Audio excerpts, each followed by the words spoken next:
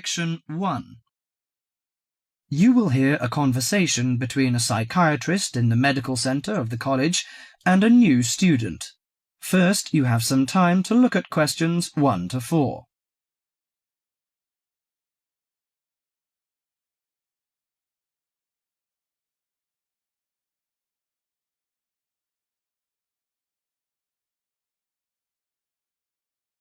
Now listen carefully to the conversation and answer questions 1 to 4.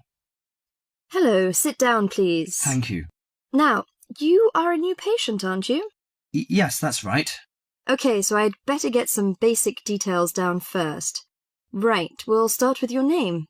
Martin Hansen. Do you spell that S-O-N or S-E-N? Hansen. Okay, and you're a first-year student? Yes, I am. Study in? Electronics, actually. I hope you enjoy it. Thanks. And your address? 2805 Hesperian Avenue, Hayward. 2805 and Hesperian. Yes, that's Hesperian. Hayward, Hayward. And your phone number? 734-246-55. 734-264-55. No, you got the 6 and the 4 the wrong way round. It's 24655. Huh? Sorry, right.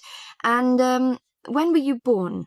The 15th of June, 1986. Here in New Zealand? No, I was born in Sydney.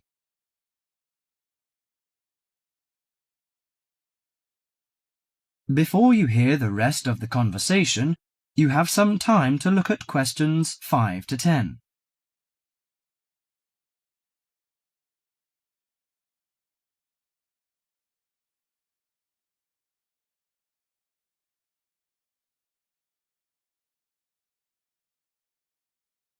Now listen to the conversation and answer questions 5 to 10. Good. So, what's your problem? Well, frankly, I wonder whether it is a problem. I get the blues, and it lasts for quite a while. I don't know how to... Yes, we all feel sad or get the blues now and again.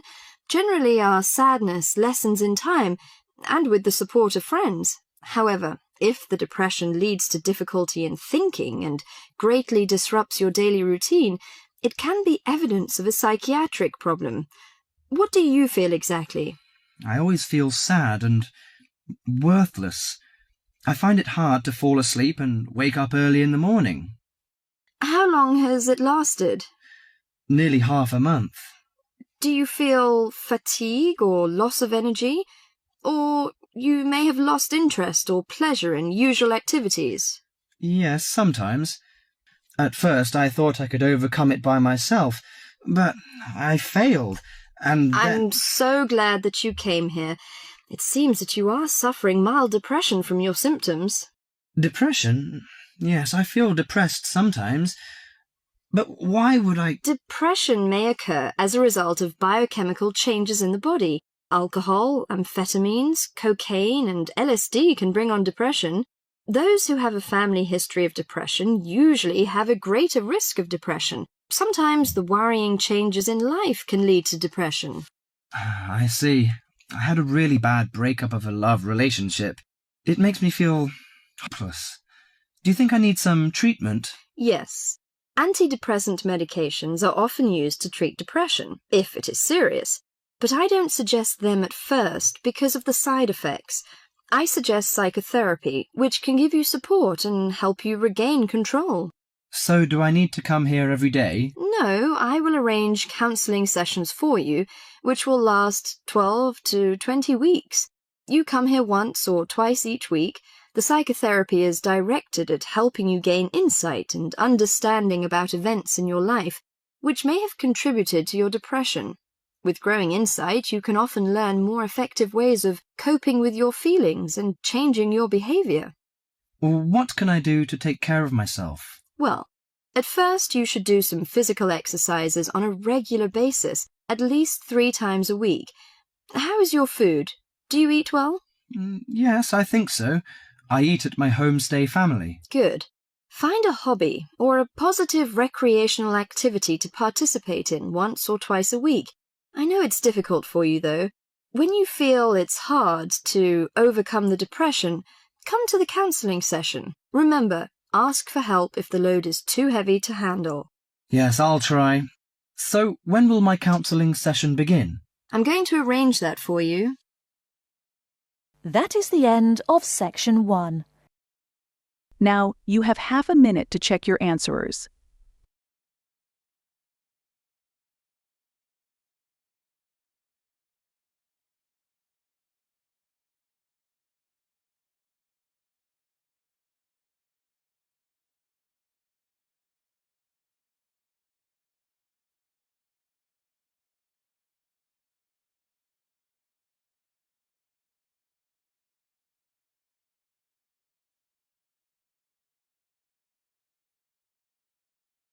Section 2. You are going to hear a conversation between a student and a driving instructor. First, look at questions 11 to 14.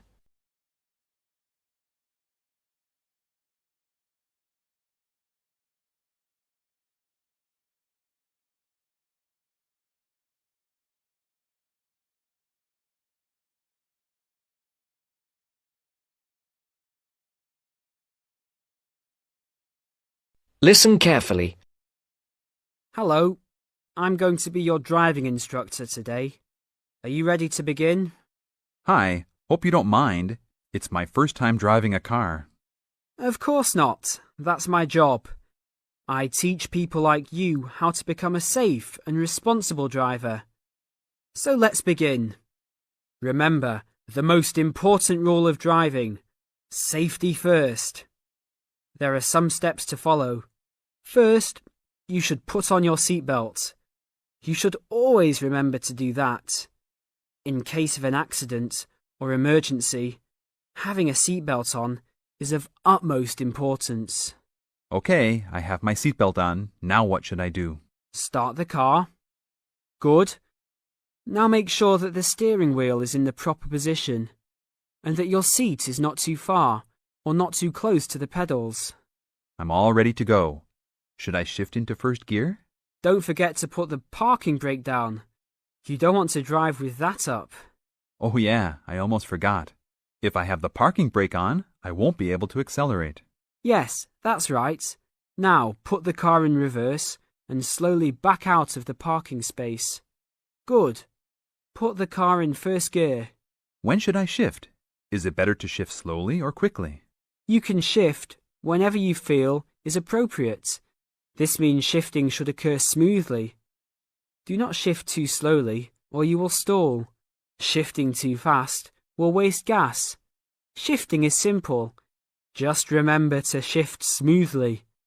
To shift, you will have to push the clutch and then push the gas pedal.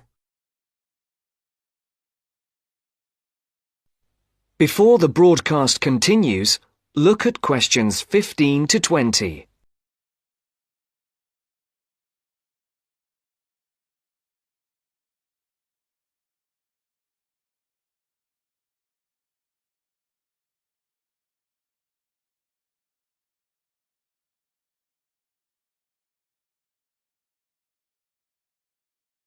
You will now listen to the second part of the talk. Remember, smoothly is the key to good shifting. Like this? Yes, that's good. Now keep it slow. Don't drive very fast just yet. Be sure to constantly check your mirrors for oncoming traffic. Always be aware of everything that is around you, including 3 important things. Remember these 3: people crossing the streets, other cars, and bicycles riding next to you. What should I do if I see a yellow light? Well, it's always better to brake instead of trying to run it. But if you're travelling at a speed where it's impossible to stop in time, then you should try to make it across the intersection. But remember, you should always try to stop. It's the safest way to avoid an accident. Even if I have to brake very suddenly? Yes, even if you have to brake suddenly. What about if a driver behind me is going a lot faster than I am? You should always be ready to move to a slower lane if a driver behind you is forcing you to go faster than you are comfortable with. Never try to speed up to accommodate a faster driver. You could risk an accident or a speeding ticket. It's better to let him go. That sounds like good advice. Be careful. There is a sharp turn up ahead. Remember to brake before turns. Otherwise, you might flip over if your speed is too high going into a turn. Got it. I know that I should always try to observe all traffic safety. That's right. If safety is not your first priority, it will make driving very dangerous for you and other drivers on the road. Okay, park the car here. You did a great job today for your first day. I'll see you in 3 days. Thanks so much. I will see you then. That is the end of section 2. Now, you have half a minute to check your answers.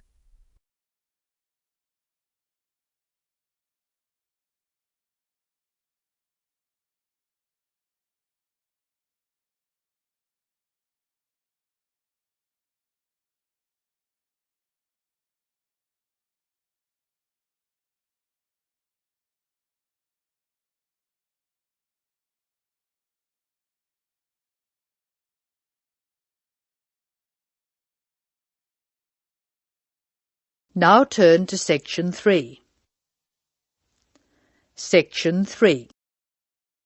You will now hear a radio talk on agricultural regulations. First, you have some time to look at questions 21 to 25.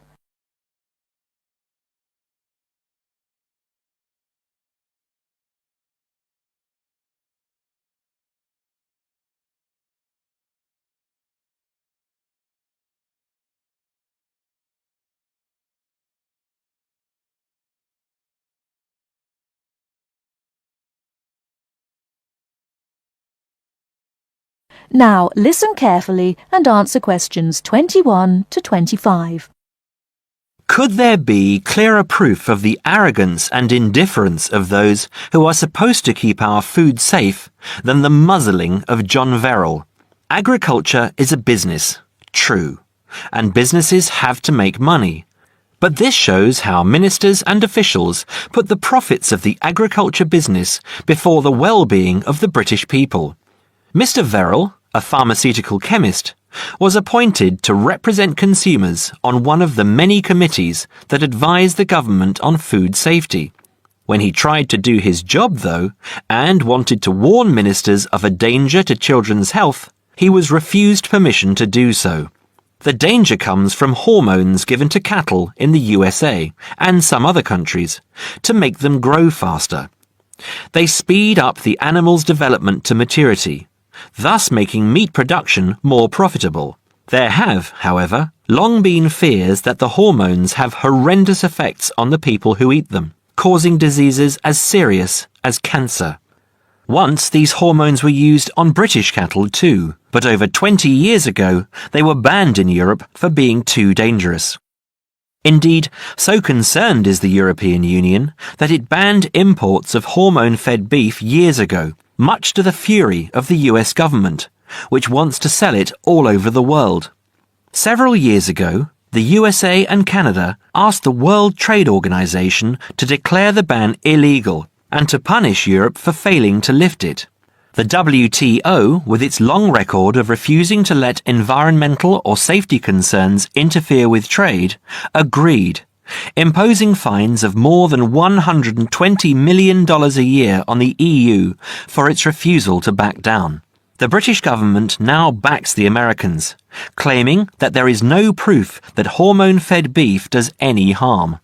This is where Mr. Verrill comes in.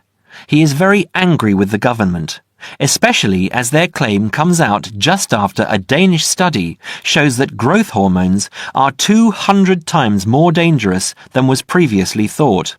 Worried by these findings, Mr. Verrill spoke to government representatives, who did nothing. Before you hear the rest of the talk, you have some time to look at questions 26 to 30.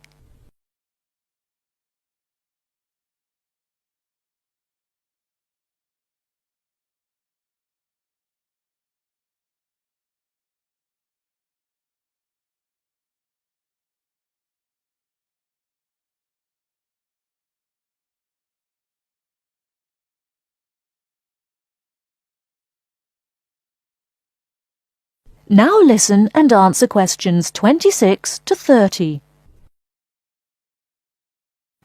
Not only that, but they have not been testing beef which is imported, which, by law, they are required to do.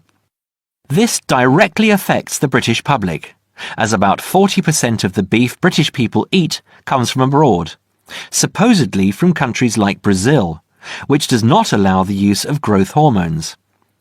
Brazilian beef is stocked by some British supermarkets and widely used in catering. Yet, when a Brazilian farm was recently visited by EU inspectors, a large stockpile of this banned substance was found. This is not the first food scandal we have had in our country. Take the present concern over a well-known chocolate company. Several months ago, the company found out that its sweets were contaminated with a rare form of salmonella, but they did nothing about it, leaving their sweets in the shops to be bought by the unsuspecting public. It was not until 5 months later, when several children had suffered food poisoning, that the chocolate bars were removed from the shelves. It makes you wonder how many other dangerous foods have been allowed onto our plates. That is the end of section 3. Now, you have half a minute to check your answers.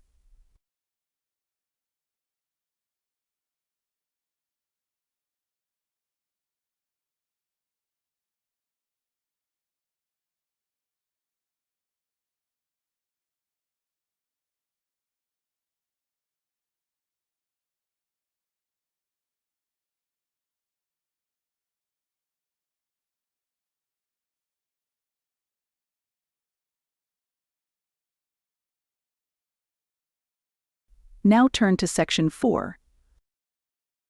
You're going to listen to a talk about tea in the UK. First, you have some time to look at question 31 to 40.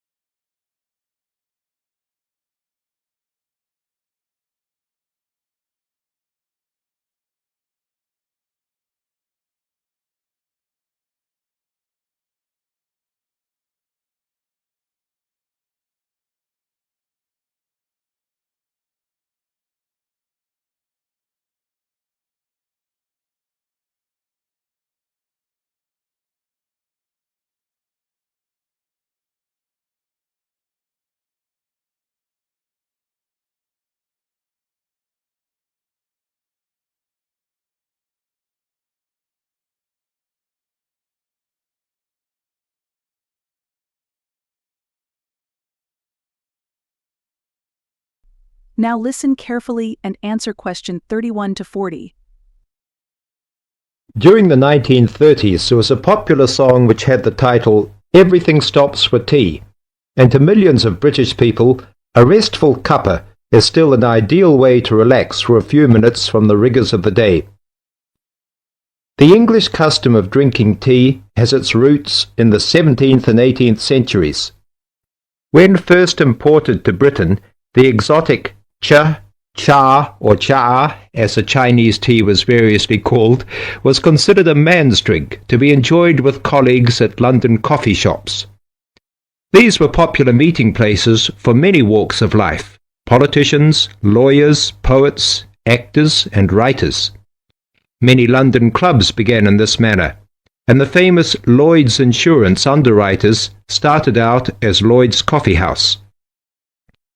In 1706, the first coffee house that offered tea was Tom's Coffee House, owned by Thomas Twining. He realized that he needed to introduce an added attraction to compete with the many other coffee houses in London, and tea was rare, exotic, and extremely expensive.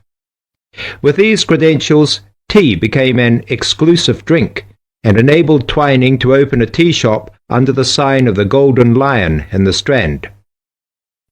By the 18th century, the ladies of the more affluent classes were going China mad, using tea as an excuse for displaying their extravagant purchases of Chinese porcelain and Dresden tea sets. A comprehensive tea tray would consist of a teapot and stand, teacups and saucers, sugar bowl, milk jug, and basin for discarded tea and tea leaves. Tea was still expensive and kept in locked tea caddies. Skilled craftsmen fashioned caddies of carved inlaid woods fitted with crystal and precious metals. To ensure the servants weren't tempted by this priceless commodity, the caddy was kept locked, and only the mistress of the house held the key and prepared tea when guests came to visit. No well-brought-up young Englishwoman could consider herself socially acceptable unless she knew how to brew a proper cup of tea. As the 18th century progressed, changes in commerce and working hours resulted in the main meal of the day being taken much later in the evening. The prospect of lasting from breakfast until evening did not appeal to the Duchess of Bedford, who is usually credited with being the first to alleviate late afternoon hunger pangs by introducing a small 4 o'clock meal served with tea. With time, the light, wafer-thin toast or delicate white bread gave way to exotic fillings like tomato and egg, cucumber, chicken, or potted shrimps, followed by buttered scones, crumpets, or elegant pastries.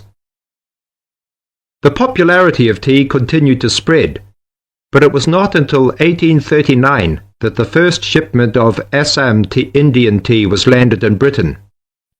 A healthy trade with India was soon established, and tea clippers, like the Cutty Sark, now a museum in a dry dock at Greenwich, were reaching the peak of their sailing days.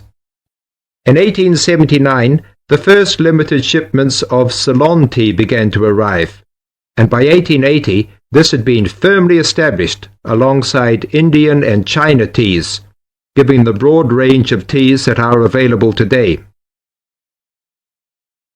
There have been few changes in 3 centuries of tea trading. London is still the centre, and indeed Twinings still has a shop on the site of the original Tom's Coffee House at 216 The Strand. The name Twining has been linked with tea for over 280 years. Indeed, it was Richard Twining, in his capacity as chairman of the dealers of tea, who in 1784 persuaded Prime Minister William Pitt to reduce the high tax on tea, making the beverage more accessible to the general public. That is the end of Section 4. Now, you have half a minute to check your answerers.